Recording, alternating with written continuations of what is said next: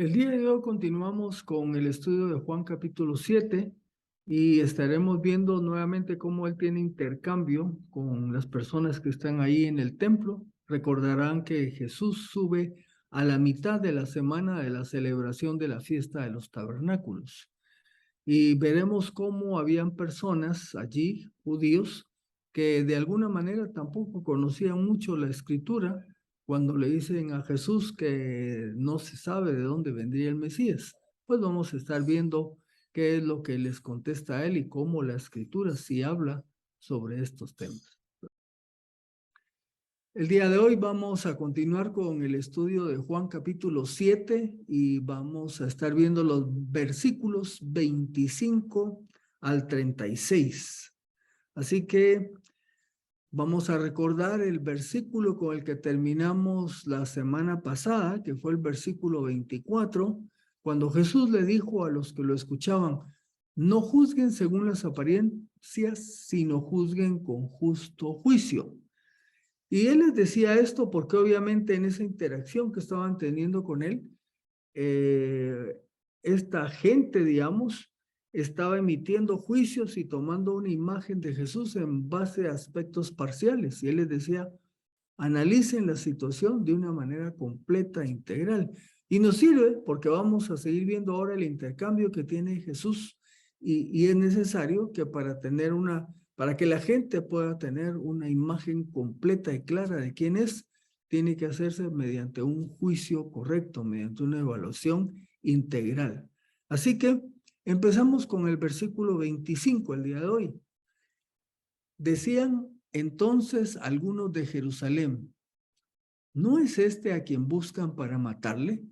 Si ustedes se recuerdan, en la sección anterior era el tiempo de celebrar la fiesta de los tabernáculos. Y los hermanos de Jesús lo habían invitado inicialmente y él les dijo: no voy a subir ahorita, suban ustedes. Y nos dice el inicio del capítulo 7 que lo que pasa es que los judíos estaban intentando matar a Jesucristo, pero luego en el relato del capítulo 7 se nos dice que después Jesús sube a la fiesta, pero lo hace discretamente, y a la mitad de la semana se presenta ahí en las instalaciones del templo y empieza a enseñar. Y fue lo que vimos de ese intercambio de la semana anterior. Ahora bien, aquí se nos dice que habían algunos ahí en Jerusalén que donde lo miran enseñando públicamente, pues se hacen la pregunta: bueno, ¿y no es este a quien buscan para matarle? Ahora, usted se va a recordar, o si no se recuerda, yo se lo recuerdo, que en el versículo 20, la multitud le respondió a Jesús, porque Jesús les dijo que por haber hecho una obra, haber sanado a un hombre, lo querían matar, y le contesta la multitud, dice aquí: demonio tienes, ¿quién busca matarte?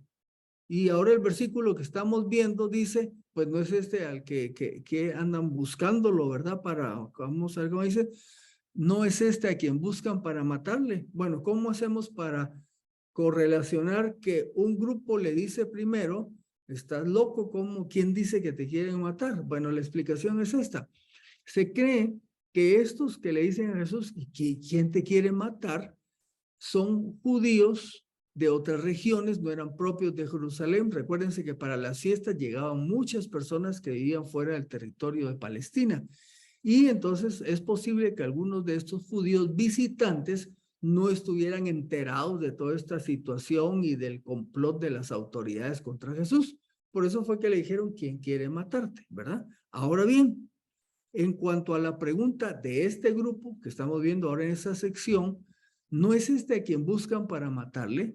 Pues estos judíos que dicen esto, lo más probable es que eran judíos residentes de ahí de Jerusalén. Ellos sí estaban al tanto y conocían la situación de las autoridades con respecto a Jesús. Entonces ahí ya tenemos ordenado por qué unos tenían una opinión y otros. Unos eran de fuera de la ciudad y otros eran de la ciudad.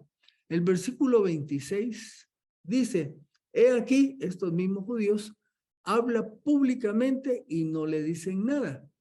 ¿Será que los principales realmente han conocido que él es el Cristo? Se hacen la pregunta. Por supuesto, el razonamiento es: Si lo están dejando hablar en público, ¿será que los dirigentes han reconocido que es el Mesías? Aunque bien, podría ser una pregunta como quien dice, ¿existe la posibilidad? La respuesta a esta pregunta, lo más probable es que va a ser negativa, por lo que vamos a ver en el siguiente versículo. Porque agregan estos mismos que están aquí opinando. Pero refiriéndose a Jesús, sabemos de dónde es. Pero cuando venga el Cristo, nadie sabrá de dónde sea. Aunque ellos hacen la pregunta, ¿será que las autoridades ya reconocieron que es el Mesías? Pues ellos mismos responden porque ellos mismos no están creyendo que es el Mesías, porque están diciendo, nosotros sabemos de dónde es Jesús, pero cuando venga el Cristo, nadie sabrá de dónde sea. Ahora, ojo, esto que están expresando aquí también es incorrecto. Vamos a ver por qué. Pero sabemos de dónde es.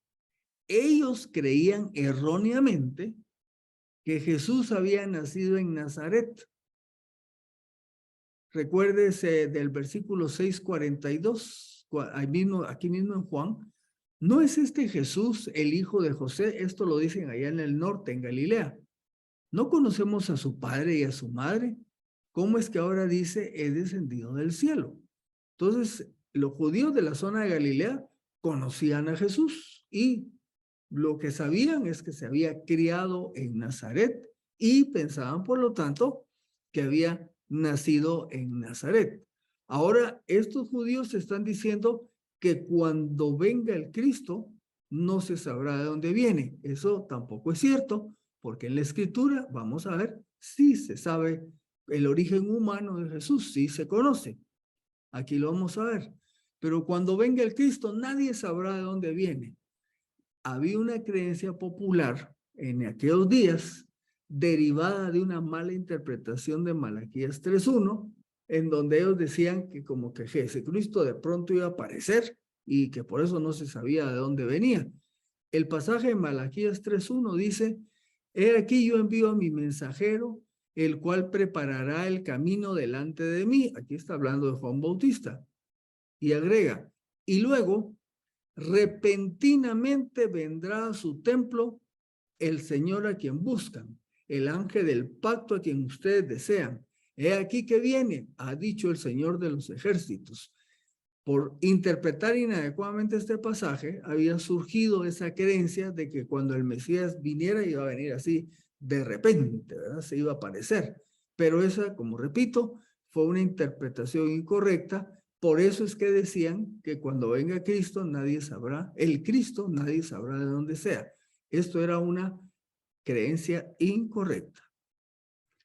Este comentario es inexacto, pues a la luz de la Escritura sí se sabe el origen del Mesías, humanamente hablando. Recuérdense que en el capítulo 2 de Mateo, cuando vienen los magos de Oriente y pasan con Herodes, en este caso Herodes el Grande, ¿verdad? Le hacen la pregunta que venían a buscar a este príncipe, a este rey, y entonces el texto nos dice en Mateo, y habiendo convocado a todos los principales sacerdotes y a los escribas del pueblo, Herodes les preguntó dónde había de nacer el Cristo. Ellos le dijeron, en Belén de Judea, porque así está escrito por el profeta, y tú, Belén, en la tierra de Judá, de ninguna manera eres la más pequeña entre todos los gobernadores de Judá, porque de ti saldrá un gobernante que pastoreará a mi pueblo Israel. Esta es una cita que viene de Miqueas 2 y vamos a leerla. Pero tú, oh Belén Efrata, aunque eres pequeña entre las familias de Judá, de ti me saldrá el que será el gobernante de Israel. Pero aquí, como dice al final del párrafo, note la última parte del versículo, cuyo origen es antiguo desde los días de la eternidad. Mire, pues, dice que de Belén de Efrata vendrá el que será el gobernante de Israel. Está hablando del Mesías. Pero así como dice que de ahí vendrá, también agrega en esta profecía que el origen de este Mesías es antiguo, desde los días de la eternidad. Entonces aquí esto es interesante porque estamos viendo cuando se origina física y humanamente el Mesías, pero nos está diciendo que es preexistente a ese momento de tomar cuerpo humano. El versículo 28 entonces de nuestro texto, capítulo 7 de Juan, nos dice, entonces, ante este intercambio de opiniones, Jesús alzó la voz, y cuando dice alzó la voz, el verbo está diciendo que habló fuerte, ¿verdad? Con buen volumen, alzó la voz en el templo, enseñando y diciendo, a mí me conocen y saben de dónde soy, y yo no he venido por mí mismo, más bien el que me envió, a quien ustedes no conocen, es verdadero. Por lo menos un par de autores de los que vi coinciden en indicar que aquí Jesús está de alguna manera como que hablando irónicamente. Entonces yo les anoto que se podría parafrasear así. Según ustedes me conocen y saben de dónde vengo, pero la realidad es que ni lo uno ni lo otro. O sea, ni me conocen ni saben de dónde vengo. Agrega, vine porque fui enviado. Y al que me envió, ustedes no lo conocen. Y él es verdadero. ¿Quién envió a Jesús? El Padre. Y al Padre, estos judíos, estos que están oyendo, no lo conocen. Agrega Jesús diciendo ahora, yo lo conozco, porque de él provengo y él me envió. Los judíos están diciendo, es que no se sabe dónde va a venir el Mesías. Ahora Jesucristo está diciendo, ustedes, y habían dicho que a Jesús lo conocen, ¿verdad? Entonces dice, ustedes creen que me conocen y creen que saben de dónde vengo, pero yo en realidad vengo porque he sido enviado y al que me envió ustedes no lo conocen, pero yo lo conozco, como anoto aquí, a diferencia de los judíos, Jesús sí conocía al Padre porque de él provenía. Cuando llegamos al versículo 30, entonces aquí vemos ya que empiezan a sacar las uñitas, ¿verdad?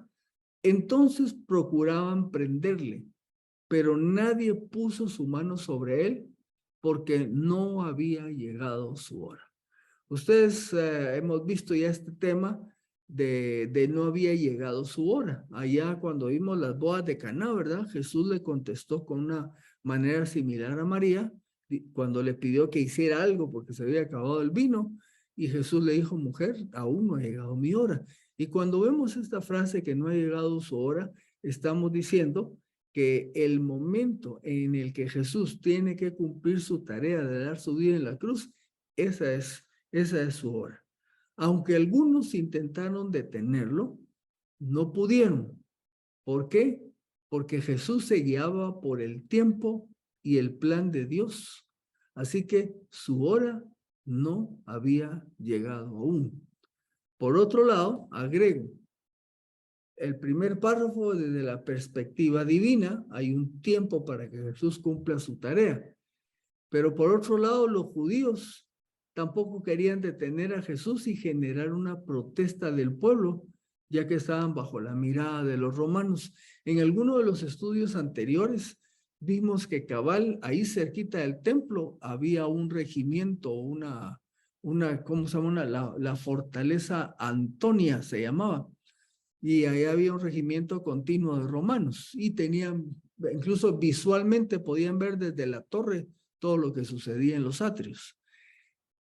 Las autoridades judías tenían que tener cuidado cómo capturar a Jesús, porque no podían correrse el riesgo que se volviera un relajo, porque si no, entonces los romanos intervenían y se metían. Ellos no querían eso, tenían cierta relativa libertad de manejarse internamente. Así que, nuevamente, intentan arrestarlo, pero no pueden. Ni modo, con un buen número de gente que le está escuchando y todo lo demás, y se ve que está teniendo aceptación, pues no era el mejor momento. Pero en el plan divino es que no era la hora de Jesucristo. El versículo 31 nos dice que muchos del pueblo que creyeron en él y decían, cuando venga el Cristo, ¿hará más señales que las que hizo este? Así como algunos querían detenerlo, otros creían en él, pero no necesariamente creían que era el Mesías. Por eso era que se preguntaban, si cuando viniera el Mesías haría más señales que Jesús. Y recuérdense que hubo un buen número de judíos, y se nos dice aquí casi desde el capítulo 2, nos dice que creyeron en él, pero allá en el capítulo 2 dice que Jesús no se fiaba de ellos porque conocía el corazón de cada uno de ellos. El mismo Nicodemo, cuando le dice, creemos que vienes de parte de Dios, porque alguien que hace las señales que tú haces no las podría hacer si no está Dios con él. Y ahí mencionábamos que como mínimo creían en Jesús como un hacedor de milagros. Pero el paso a creer en él como el Mesías, como el Cristo, es el elemento clave de la fe. Por supuesto que habían personas que habían creído en él, sus discípulos, la mujer de Samaria, los habitantes de Samaria, vimos un funcionario del rey Herodes Agripas, el hijo del viejo que señalé acá. Entonces, sí, había gente que genuinamente ponía su corazón, su fe en el Señor, y otros parcialmente. Ok, es alguien especial que creemos que está haciendo obras, señales de parte de Dios, pero hasta ahí llegaban. En el versículo 32 se nos dice que los fariseos oyeron que la multitud murmuraba estas cosas acerca de él. Y los principales sacerdotes y los fariseos enviaron guardias para tomarlo preso. Fíjense que nos acaba de decir que intentaron capturarlo y no se pudo. Ahora nos mueve a la escena donde tenemos a los meros líderes del pueblo de Israel, y estos ya están decidiendo qué tienen que hacer, porque están viendo que la multitud está preguntándose lo que vimos aquí. ¿Será que lo dejan hablar porque será que las autoridades sí ya se convencieron de que él es el Mesías, ¿verdad? O dice ahí en el pasaje anterior que están creyendo en él de alguna manera, ¿verdad? Entonces tiene cierto grado de popularidad. Así que anotamos aquí, ante la popularidad de Jesús y la realidad que había personas que estaban creyendo en él, al fin anotó, las autoridades de los judíos, tanto fariseos como saduceos, a pesar de ser enemigos entre sí, se unen para intentar arrestar a Jesús por medio de los levitas que pertenecen a la guardia del templo. Bueno, aquí hay varios detalles. Cuando uno a veces se puede imaginar, o puede que pase en algunas mentes, que cuando envían a arrestar a Jesús, envían soldados así como los soldados romanos. No, no eran soldados romanos.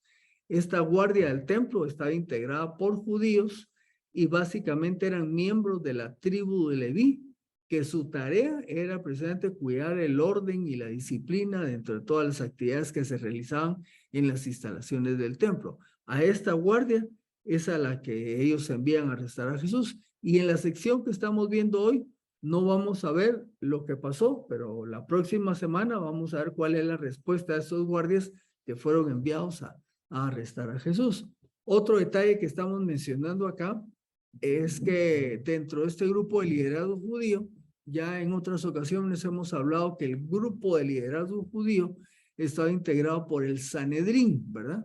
En el Sanedrín iban a estar los miembros de la familia sacerdotal, el sacerdote actual o algunos anteriores, y ellos eran del grupo que se llamaban saduceos, y estaba el otro grupo que integraba el Sanedrín, que era un poco más numeroso, que eran los fariseos. El mayor poder político estaba en manos de los saduceos y el mayor poder, digamos, religioso espiritual en manos de los fariseos, pero entre ellos no era porque fueran grandes amigos, había diferencia. Sin embargo, con tal de cuidar la situación del pueblo con sus tradiciones, para unos el aspecto político, para el otro el aspecto religioso, se paran uniendo para decidir, como quien dice, atajar la obra que estaba haciendo este hombre que estaba revolucionando ahí a la gente, que era Jesucristo. Solo para recordarles un poco de esta enemistad entre saduceos y judíos, el mismo Pablo de alguna manera aprovechó eso, porque cuando lo están acusando, él dice, bueno, lo que pasa es que como creo en la resurrección, y cuando toma ese tema, los fariseos se ponen a favor de él y ahí nos dice en el texto, los saduceos no creían en la resurrección, mientras que los fariseos sí creían en la resurrección y ese era uno de los detalles en los cuales pues tenían antagonismo. Bueno, así que aclaramos quiénes eran los de la guardia del templo y esta situación del liderazgo. En el versículo 33 y 34 se nos dice, entonces dijo Jesús, todavía estaré con ustedes un poco de tiempo, luego iré al que me envió, me buscarán y no me hallarán, y a donde yo estaré, ustedes no podrán ir. Bueno, unas palabras un poco extrañas, ¿verdad? Lo están escuchando, que va a estar un poco de tiempo, que luego se va a ir al que lo envió y que lo van a buscar, pero que no lo van a poder hallar porque donde él va a estar, los que lo están escuchando no podrán ir. Dice, todavía estaré con ustedes un tiempo. A partir de aquí, que es la fiesta de los tabernáculos, se supone que la próxima fiesta, que es la de Pascua, iba a ser alrededor de unos 6 meses después. Así que en ese sentido, Jesucristo está ya un poco de tiempo, porque ya 6 meses más y venía la última Pascua, que es donde él iba a dar su vida. Luego, cuando dice, cuando el tiempo de su crucifixión llegara, al resucitar, iría con el Padre. Por eso es que está diciendo él que va a estar un poco de tiempo y luego va a ir con el que lo envió. Cuando Jesús resucita, entonces va con el Padre. Y allí estos incrédulos no podrán ir. Por más que lo llegaran a buscar, no les será posible encontrarlo ni ir con él. ¿Por qué? Porque no creyeron en él. Para ellos no habrá acceso a la vida eterna junto con el Señor Jesús. Llegamos entonces al versículo 35. Entonces, ante estas palabras, los judíos se decían entre sí, ¿a dónde se ha de ir este? Que nosotros no lo hallemos. ¿Qué lugar podría ser que no lo encontremos? Al menos en el territorio de Israel, como ya hemos visto, los judíos de Jerusalén, principalmente los líderes, estaban al tanto de los movimientos de Jesús, ¿verdad? Porque andaban viendo por dónde andaba, qué estaba haciendo y todo eso ya lo vimos en pasajes anteriores. Así que ellos están diciendo, ¿a dónde se podrá ir este, verdad? Que no lo encontremos. Y ellos mismos emiten una posibilidad y dicen, ¿acaso ha de ir a la dispersión entre los griegos para enseñar a los griegos? Y entonces, vamos a ver aquí qué quiere decir con todo esto. Jesús está hablando espiritualmente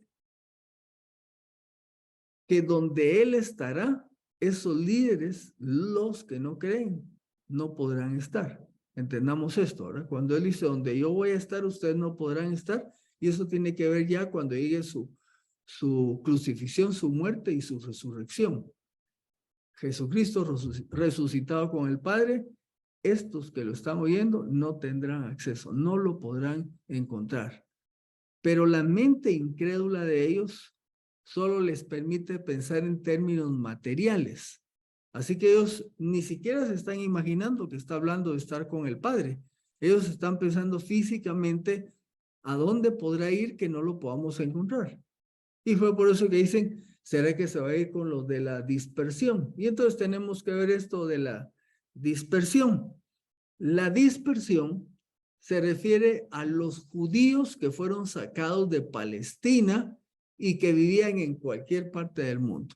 Si nos vamos tiempo atrás, se recordarán cuando los asirios invaden el reino del norte, los agarran y los sacan del territorio de Israel y los llevan a distintos lugares del imperio asirio. Poco tiempo después, Nabucodonosor derrota al reino del sur y se lleva cautivo a todo el pueblo hacia Babilonia. Ciertamente en el caso de los judíos del sur, como ya hemos estudiado, llega un momento cuando llega Ciro, el Ciro es del imperio persa que derrota al babilonio y Ciro decreta que puedan regresar los judíos a su tierra natal, a Palestina, al territorio de Israel. Sin embargo, van a haber familias de judíos que se quedan viviendo fuera de Israel al igual que los que se llevaron primero los asirios, ya que eran de alguna manera dispersos y quizás otros que por otras circunstancias fueron saliendo del territorio. Estos son a los que se refieren los judíos de la dispersión. El liderazgo pensaba que Jesús estaba diciendo que se iría a las zonas gentiles y ahí entonces se enseñaría a judíos o a prosélitos. Un prosélito era uno que no era judío, pero que había abrazado la religión judía, ¿verdad? Y estaba estudiando el Antiguo Testamento y todo lo demás. Entonces, por eso, judíos o prosélitos. E incluso, quizás pensaron que Jesús se iría incluso a enseñar a gentiles. El texto dice que si se va a ir con los griegos, el término griego equivale a gentil, porque en la mente de aquellos, el que no era judío era un griego o gentil. Entonces, ahí está el concepto. Como no sabe cómo es que Jesús no vamos a poderlo encontrar, no va, de plano se va a ir allá a los territorios fuera de Palestina a enseñarles a estos grupos que yo mencioné. Para ilustrar esto de los judíos de la dispersión, una notita aquí. ¿Se acuerda usted en Hechos 2?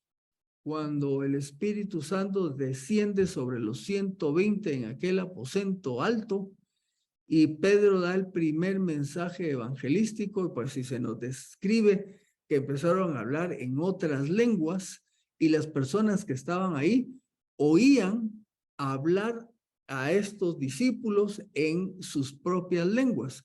El versículo 7 y 8 nos dice: estaban atónitos y sorprendidos los que estaban escuchando allá en Jerusalén, en Hechos 2. Miren, ¿no son galileos todos estos que hablan? Surge la pregunta, ¿cómo pues oímos nosotros cada uno en nuestro idioma en que nacimos? Continúa el relato. Partos, medos, elamitas, esta es la zona oriental del territorio de Israel, habitantes de Mesopotamia también, de Judea, de Capadocia, del Ponto, aquí andamos ya más por el área de Turquía actualmente, ¿verdad? Que era lo que le llaman el territorio de Asia Menor. Y agrega de Asia, de Frigia y Panfilia, que es toda esta región que les dije. Menciona también Egipto, de las regiones de Libia, esto es norte de África. Forasteros bueno, más allá de Cirene, forasteros romanos, tanto judíos como prosélitos, cretenses, la isla de Creta y árabes, les oímos hablar en nuestros propios idiomas los grandes hechos de Dios. O sea, aunque ellos estaban pensando físicamente con eso de que a dónde va a ir Jesús, que no lo podamos encontrar y se va a ir a los de la dispersión, pues repetimos, Jesús está hablando de su muerte, resurrección y ascensión con el Padre, y ahí no lo iban a poder encontrar. Pero por otro lado, resulta que lo que ellos pensaron de la dispersión, pues de alguna manera, a través de la predicación del Evangelio, pues toda esta gente también llegó a escuchar el Evangelio, y estos son los que estoy ilustrando aquí, que son esos judíos de la dispersión, que precisamente en Hechos 2 habían llegado a la fiesta, estaban celebrando para ese momento el Pentecostés, y estaban ahí reunidos y venían de todos esos lugares externos a Israel. Descendiendo esta noche, versículo 36. ¿Qué significa este dicho que dijo: me buscarán y no me hallarán, y no podrán ir a donde yo estaré? Esa era la pregunta que les quedaba en la mente a los líderes judíos. Me buscarán y no me hallarán, y no podrán ir a donde yo estaré. Con todo, y su preparación religiosa, no lograban entender lo que Jesús decía. Y no solo en este momento, vamos a ver otros pasajes donde Jesús les hablaba y no entendían. Traigo aquí a la mente 1 Corintios 2:14. Pero el hombre natural no acepta las cosas que son del Espíritu de Dios, porque le son locura y no las puede comprender, porque se han de discernir espiritualmente. Muy bien. La razón por la que estos líderes judíos no lograban entender lo que Jesús decía es, y lo hemos dicho en otros estudios, es por la dureza de su corazón. Esa dureza de corazón era la que no les permitía creer en lo que Jesús enseñaba. La semana pasada hablamos de la disposición a hacer la voluntad de Dios y decíamos, esa disposición prepara el corazón para que al ser expuesto con el evangelio tenga como resultado la fe en el Señor Jesús. Así que estos hombres, tristemente, duros de corazón, no lograban entender lo que Jesús decía.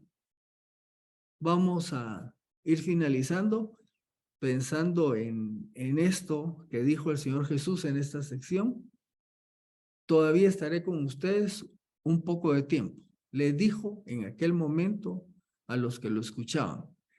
Pero por otro lado, y aquí lo ato con Isaías 55:6, busquen al Señor mientras puede ser hallado. Llámenlo en tanto que está cercano. Para las personas hoy día hay un tiempo limitado en donde tienen la oportunidad de llegar a conocer a Cristo como su Señor y Salvador personal. Pues ese tiempo limitado de alguna manera es el tiempo de la vida. Pero dentro del tiempo de la vida van a haber momentos especiales donde ese acercamiento con el Señor Jesús es posible y es ahí donde las personas tienen que aprovecharlo. De lo contrario, entonces, cuando llegue el día final, no van a poder estar donde Jesús está, porque sencillamente no creyeron en Él. Así que terminamos esta noche con este pensamiento. Las personas, ahorita que están vivas, las personas tienen la oportunidad de conocer al Señor Jesús. Una vez que mueren, se termina toda posibilidad. Así que terminamos hasta acá. Concluimos esta sección de Juan capítulo 7, recordando las palabras de Jesús cuando dice que Él todavía iba a estar un tiempo. Y después de eso iba a ir con el Padre, donde los que lo estaban oyendo no podrían estar en ese lugar. Y sacábamos para nosotros la enseñanza de que hay un tiempo para conocer a Jesús y para las personas ese tiempo es la vida que tienen acá. Así que a la medida que compartimos el Evangelio, para las personas que no conocen a Jesús, este es el tiempo en que Él puede ser hallado, este es el tiempo en que ellos pueden creer en Él. Nos vemos para el siguiente estudio.